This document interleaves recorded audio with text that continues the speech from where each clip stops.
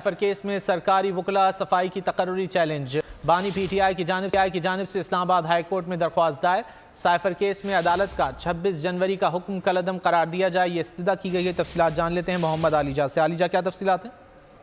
देखिए, cipher case का मामला है। बानी चेयरमैन पीटीआई और शाह महमूद कुरैशी के वकला इस्लामाबाद हाई कोर्ट आज सुबह ही पहुंच गए थे और आज अलीमा खान जो बानी चेयरमैन पीटीआई की बहन है वो भी तकरीबन सुबह 9 बजे ही हाई कोर्ट पहुंच गई थी। गुज़िश्ता रोज जो साइफर केस की कार्रवाई हुई उस हवाले से उनको तशवीश थी और उसी ज़िमन में आज साइफर केस की जो कार्रवाई है 26 जनवरी से अब तक की वो तमाम की तमाम कार्रवाई चैलेंज कर दी गई है और अब दरख्वास्त दायर की गई है जिसमें इस्तदा ये की गई है कि साइफर केस में अदालत का 26 जनवरी का हुक्म कलअदम करार दिया जाए। सरकारी वकला की तकर्रुरी के बाद की गई कार्रवाई को भी कलअदम करार दिया जाए। याद रहे कि कल गुज़िश्ता रोज 25 गवाहान पर जिरा मुकम्मल कर ली गई थी स्टेट काउंसिल की जानिब से, उसके ऊपर शदीद तशवीश थी और उसी को अब चैलेंज किया गया है। मुमताज कानूनदान हामिद खान भी इस्लामाबाद हाई कोर्ट पहुंचे हैं। बैरिस्टर अली जफर की और इन तमाम वकला की वसातत से इस्लामाबाद हाई कोर्ट में दरख्वास्त दायर की गई।